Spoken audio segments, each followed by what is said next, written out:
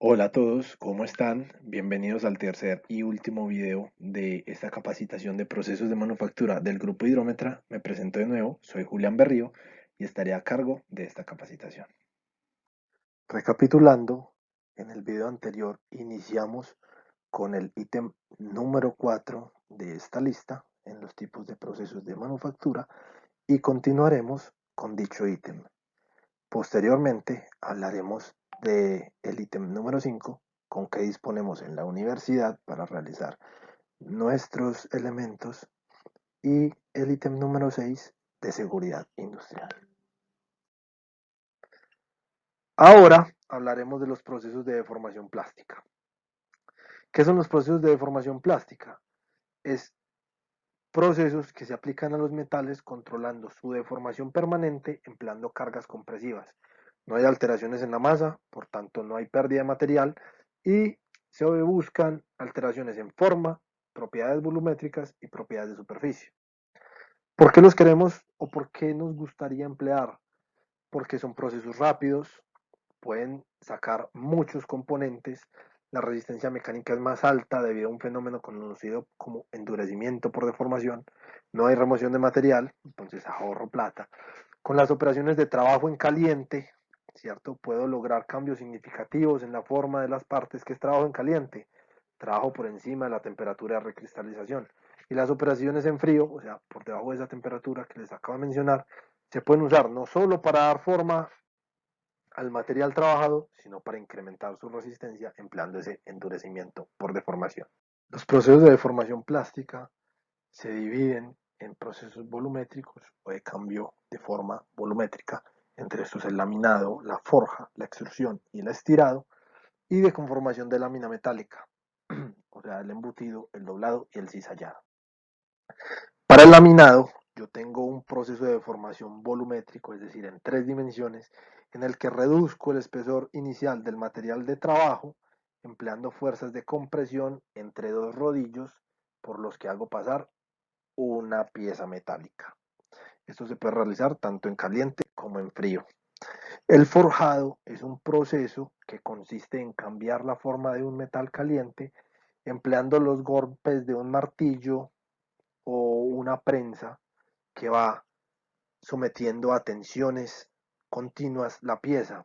Pueden ser tanto de matriz abierta como de matriz cerrada, y a través del curso de este proceso el material se va haciendo más denso y cada vez va elevando más sus propiedades mecánicas. Sin embargo, cada vez es más difícil de conformar. Tenemos la extrusión, proceso similar al que vimos en el conformado de polímeros, en donde yo empleo una fuerza compresiva y un dado para generar objetos con sección transversal definida y fija. Eh, Generalmente esto lo realizo en caliente, pero también lo puedo realizar en frío. Tenemos el estirado, que es un proceso de conformado en el que yo estiro una barra con el objetivo de disminuir su sección haciéndolo pasar por un dado.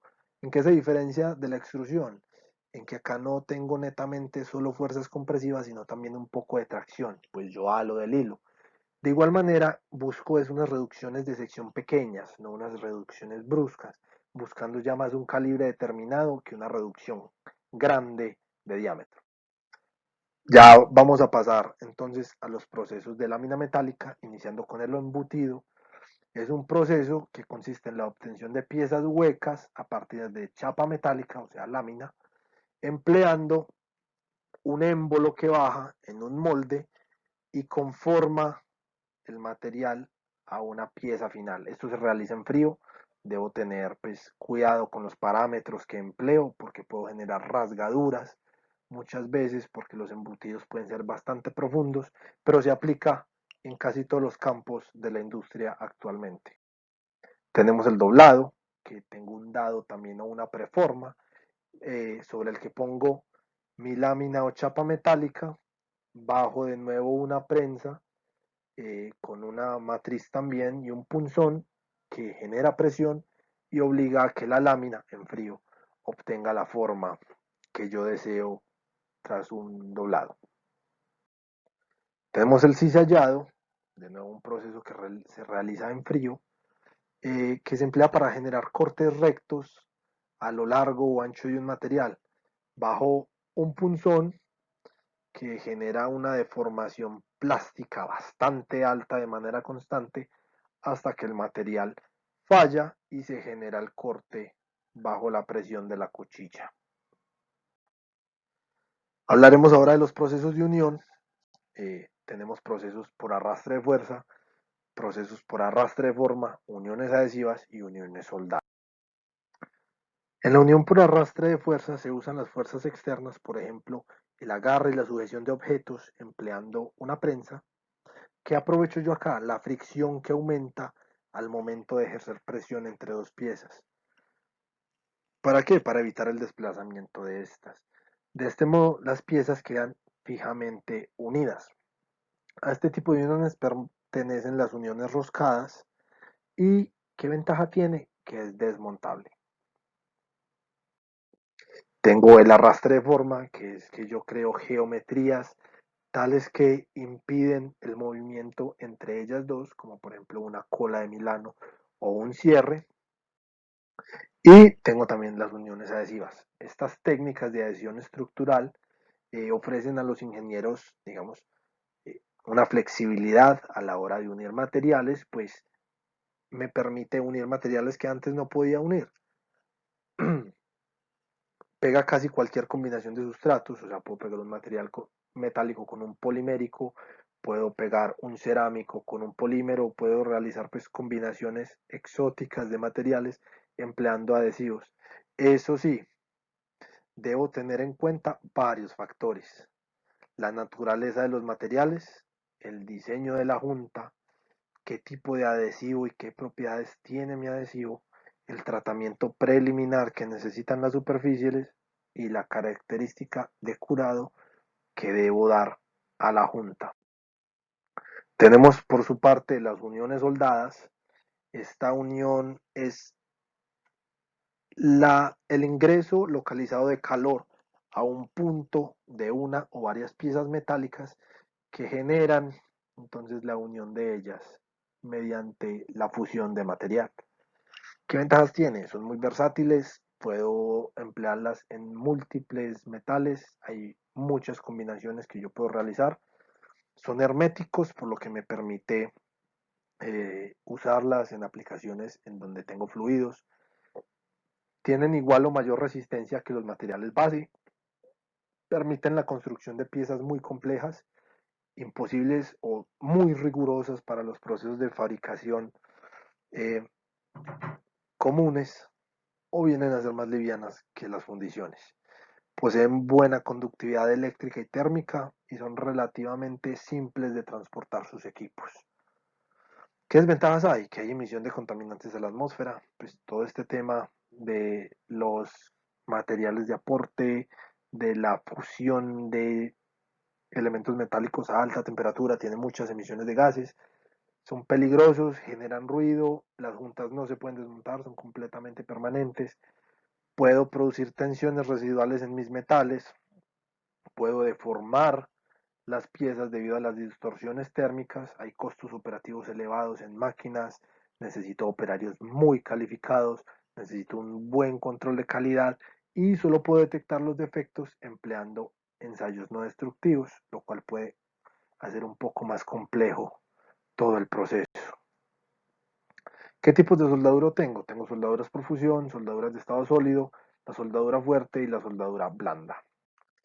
Bueno, ahora vamos a hablar de un proceso de fabricación bien interesante, pues por lo menos a mí me gusta mucho, que es el de manufactura aditiva, también conocido como impresión 3D. Es un término que describe todas las tecnologías empleadas actualmente para materializar objetos tridimensionales a partir de modelos creados en software CAD. ¿A partir de qué? De la partición de estas geometrías en una cantidad finita de capas que voy, digamos, eh, poniendo una encima de otra hasta obtener la geometría final que yo necesito. De ahí, digamos, su nombre de aditivo, ¿cierto? Porque voy construyendo poco a poco o capa a capa el diseño que yo generé en mi software. Actualmente los materiales más empleados para este tipo de manufactura son los polímeros, dada su baja temperatura de fusión y su facilidad entonces para ser aplicados capa a capa. Sin embargo, también existen tecnologías de impresión 3D para metales y cerámicos, aunque algunos pues entusiastas pronostican que en el futuro vamos a estar pues imprimiendo incluso órganos. ¿Qué ventajas tengo? Que tengo libertad absoluta de diseño, ¿cierto? Puedo fabricar piezas con la complejidad más alta imaginable y no tengo pues problemas, aparte de que se va a demorar un poquito más. Puedo personalizar los productos, la reducción de la escala mínima de eficiencia, es decir, puedo producir piezas por lotes o de manera unitaria sin afectar en nada la rentabilidad de mi producción. Puedo generar piezas muy complejas con relativa rapidez y reduzco los costos y los residuos porque normalmente la materia prima es barata y es reciclable. ¿Qué desventajas? Que en verdad es rápido producir piezas pequeñas, piezas muy grandes y toma unos largos tiempos de fabricación. Generalmente, pues es difícil obtener estas piezas que menciono, las de gran envergadura, y que se requiere un mantenimiento constante al equipo de impresión. Acá hablamos un poquito de los tipos de impresión 3D. Tenemos fotopolimerización, que es uno de los más empleados. Fusión del lecho de polvo también es muy empleado. Tenemos la inyección de aglutinante, inyección de material, laminación de hojas, extrusión de material. Este es probablemente el más utilizado de todos. Y la deposición directa de energía o DED. Yo dejo un documento pues anexo a esta capacitación en donde se especifica cada uno de estos tipos de impresión para no alargar pues demasiado el video. Hablaremos ahora de los tratamientos térmicos. Acá ya no vamos a variar con la geometría de las piezas, sino con sus propiedades mecánicas, ¿cierto? Vamos a estar entonces realizando cambios de temperatura controlados para modificar las propiedades. ¿Qué propiedades? La resistencia al desgaste, la tenacidad a la fractura, la maquinabilidad y la dureza. Empecemos con el temple. ¿Qué es el temple? La función del temple es aumentar la dureza y la resistencia de un acero. ¿Cómo? Elevo por encima de la temperatura de austenización y hago un enfriamiento relativamente rápido del metal. ¿Qué hace esto? Que la eh, estructura del material sea una locura, se convierta en martensita, que es súper resistente, pero es muy frágil. Por ende, necesito un revenido. ¿Qué hace el revenido? Digamos, una rampa de calentamiento, pues también hasta bastante alto por encima de austenización, pero después tengo yo una caída de temperatura un poco menos brusca. ¿Esto qué hace? Quita un poco de las tensiones internas del material y permite que sea utilizable, porque después del temple yo tengo un acero ultra frágil que en verdad no me sirve para nada, necesita sí o sí el revenido para aumentar la tenacidad y así no ser tan frágil.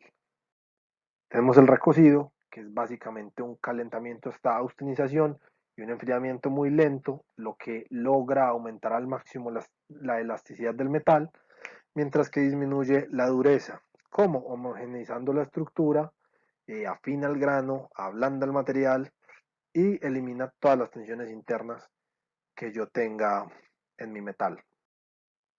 Tenemos también otros tratamientos que se llaman tratamientos termoquímicos o de superficie, que lo que buscan es cambiar la composición química superficial de mi pieza. ¿Qué gano yo con esto? Endurezco la superficie, pero mantengo un núcleo relativamente blando. ¿Esto qué hace? Aumenta la tenacidad de la pieza. Algo muy interesante. Entre ellos encontramos estos que hay acá. De nuevo sucede lo mismo que con los tipos de impresión 3D. Están en el documento por si quieren ampliar un poco. El más implementado es tal vez la cementación, seguido por la nitruración. Ok, esto es bien interesante. Los procesos de manufactura en materiales compuestos. Como les mencioné, los materiales compuestos son costosos de fabricar y estamos limitados pues a una combinación técnicamente viable por el momento, por lo que los más utilizados son los de materiales poliméricos reforzados con fibra, así que hablaré de los procesos de manufactura para estos. Estos se fabrican en procesos de molde abierto y de molde cerrado. Los procesos de molde abierto están el laminado manual, la proyección o aspersión de resina, el saco o bolsa de vacío, el enrollamiento de filamentos, y por la parte de los procesos de molde cerrado tenemos el moldeo de compuestos en lámina, el moldeo por inyección, pultrusión, moldeo por prensado en frío, RTM y la inyección de resina. Entonces, en primera instancia hablemos del laminado manual. En el laminado manual yo tomo mi molde, un molde abierto, ¿cierto? Sobre él pongo mi fibra, puede ser fibra enrollada, mechas trenzadas de fibra, pueden ser tejidos, y los impregno manualmente empleando una brocha o un rodillo. Ubico la cantidad de capas que yo haya definido desde el diseño y dejo curar sin calor ni presión. Posteriormente desmoldo y obtengo mi pieza. Tenemos también la proyección o aspersión de resina. Este es similar al anterior, solo que el proceso es automatizado y tritura la fibra antes de posicionarla, pero igual necesita un operario que vaya empleando la máquina. Se proyectan simultáneamente hilos cortados y resina a un molde ya preparado y posteriormente pues hay que pasar un rodillo antes de que la resina endurezca para dejar todo en su lugar y de nuevo el curado se hace sin presión ni temperatura. Tenemos el saco o bolsa de vacío. Este es tal vez uno de los métodos de manufactura para compuestos que más utilizamos en hidrómetra, y en él se realiza un proceso que se llama preimpregnado, en el que se toman capas de fibra, puede ser tejido, que es lo más usual, o puede ser mat o otros tipos pues, de fibra, y la impregno con resina antes de colocarla en la superficie del molde.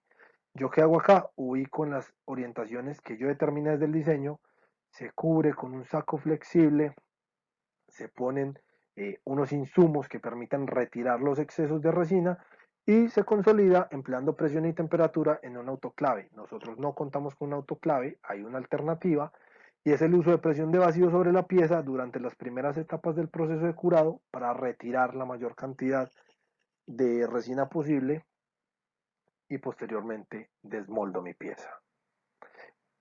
Cabe resaltar que en estos procesos que he mencionado hasta el momento, solo una cara tiene alta calidad superficial, pues solo una cara de la pieza está en contacto con el molde. Tenemos el enrollamiento de filamentos, acá hilos continuos de fibra que pasan sobre rodillos y guías, son bañados por resinas y posteriormente se enrollan sobre un rodillo generando, digamos, un embobinado. Yo puedo embobinar en las direcciones que yo quiera, generalmente son piezas muy buenas a torsión, no tanto a la flexión, y la resina cura parcial o totalmente antes de sacar el componente del mandril. Acá generalmente se obtienen tubos, sin embargo también se pueden obtener geometrías cónicas.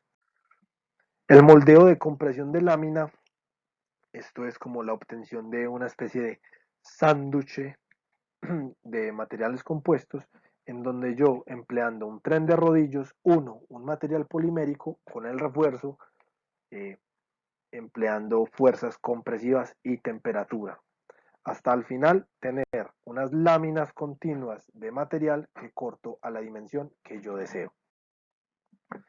Tenemos de nuevo el moldeo por inyección. Creo que han visto que este proceso de manufactura se repite en casi todos los materiales, pero es que es muy bueno, ¿cierto? Acá es básicamente el mismo proceso que mencionamos en los polímeros, pero no inyecto solamente un material polimérico, sino que inyecto un material cargado con un refuerzo de fibra.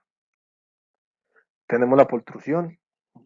Acá tenemos una alimentación continua de fibra en una orientación ya previamente seleccionada que se impregna con resina y se comprime a través de un dado que está caliente.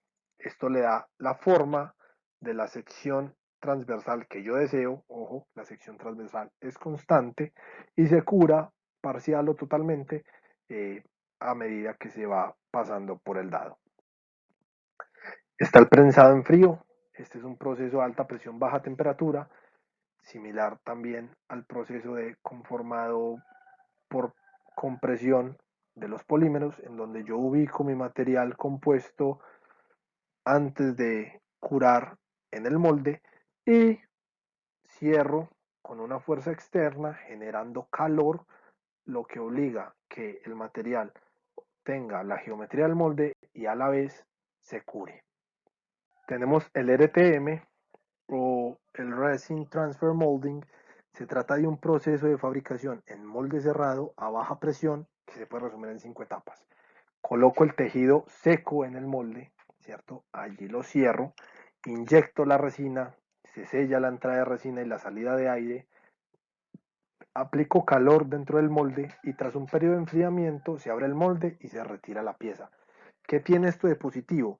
Que tengo dos caras con excelente acabado superficial, tengo muy buenas propiedades mecánicas y como puedo poner las fibras secas en el molde, controlo a la perfección la orientación, lo que mejora las propiedades mecánicas. Pues por lo que han visto, nosotros generalmente nos basamos en qué? En las propiedades finales de mi material, ¿cierto? Eso es casi que lo que nos interesa, junto con la geometría, pero normalmente es propiedades mecánicas lo que buscamos.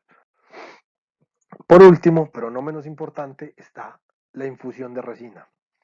Es similar al RTM, solo que no es un molde cerrado, es un molde abierto. Ubico las fibras en mi molde antes de ser impregnadas. De nuevo puedo controlar a la perfección la alineación, la orientación. Y procedo a sellar. Ubico unos insumos que facilitan que la resina fluya. ¿Para qué? Para aplicar una presión de vacío dentro del sello, dentro de mi pieza, lo que hace que fluya la resina dentro de la fibra, ¿cierto? Después de impregnar, cierro el flujo de resina y dejo curar, manteniendo por las primeras etapas del curado la presión de vacío. De nuevo, como puedo moldear en seco, puedo obtener la mejor orientación y así aumentar las propiedades mecánicas del material. ¿Con qué disponemos en la Universidad Nacional? Pues nosotros, principalmente el grupo Hidrómetra, trabaja mucho en el bloque 03. Hay una gran variedad de máquina herramienta convencional, hay una rectificadora, tenemos una fresadora de banco pequeña con una mesa de unos 35 por 150 por 60 centímetros. Tenemos una fresadora universal, esta sí tiene un banco más grande de unos 50 por 200 por 60 centímetros. Esto es X, Y por Z, ¿cierto? Dos tornos manuales con la capacidad de 1 metro de largo y 40 centímetros de diámetro. Hay dos esmeriles, hay diversos equipos de soldadura con capacidad de realizar procesos de SMAU, GMAU, GTAU, FluxCore, entre otros. Todo esto pues es de metal fundido, ¿cierto? Fresadora CNC de 3 ejes, esto es indispensable para todo lo que nosotros diseñamos en hidrómetra prácticamente. Es ampliamente utilizada, eh, necesita un profesional calificado para su uso, pero es muy, muy útil. Hay amplios bancos de trabajo y abundante herramiental para realizar todo tipo de procesos de fabricación manual y también contamos con otros espacios dentro de la universidad. Contamos con el Fab Lab, donde podemos trabajar todo lo que es materiales orgánicos, pues de fuente orgánica, que no hemos tratado en esta capacitación, pero que igual los usamos. Se fabrican empleando ruteadoras, o sea, fresadoras, pero para madera. Allá cuentan con ruteadoras CNC o de control numérico de 3 y de 5 ejes. Tienen variedad de máquinas de corte láser para madera y algunos polímeros y tienen también algunas máquinas de impresión 3D. En la biblioteca F. Gómez contamos también con otro espacio de prototipado rápido, conocido como el Makerspace, y en el laboratorio de física también hay bastantes equipos de maquinado convencional, entre ellos tornos y fresadoras, y equipos de soldadura. Acá unas pequeñas imágenes de mi persona manejando el torno del bloque 03 para sacar unos bujes de nylon para emplear en una de nuestras embarcaciones y a su derecha la fabricación de la tapa del catamarán 2017 empleando el proceso de bolsa de vacío para materiales compuestos. Acá empleamos fibra de carbono, algo pues interesante. Y por último, pero no menos importante, es el tema de la seguridad industrial. Este es un aspecto muy importante, pues a pesar de que nosotros siempre queremos fabricar un diseño, ¿cierto? O necesitamos una pieza y hay muchas urgencias, más importante la seguridad y la salud de quien opera la máquina o de quien está fabricando la pieza. Para esto hay un manual de uso del laboratorio por parte de la Universidad Nacional, va a estar anexo al documento, eh, pero más que una guía, lo que necesitamos es sentido común, ¿cierto? Muchas veces pues ponemos nuestra vida en riesgo a partir de actos innecesarios que si los pensamos un poco más, nos damos cuenta de que son evitables y así pues podemos conservar todos nuestros sentidos. Muchas gracias a todos por estar en toda esta capacitación. Espero que les haya servido. No duden pues en contactar al grupo en caso de que tengan alguna algún cuestionamiento, alguna duda, incluso si tienen pues la facilidad de contactarme, estoy abierto a eso y que estén muy bien.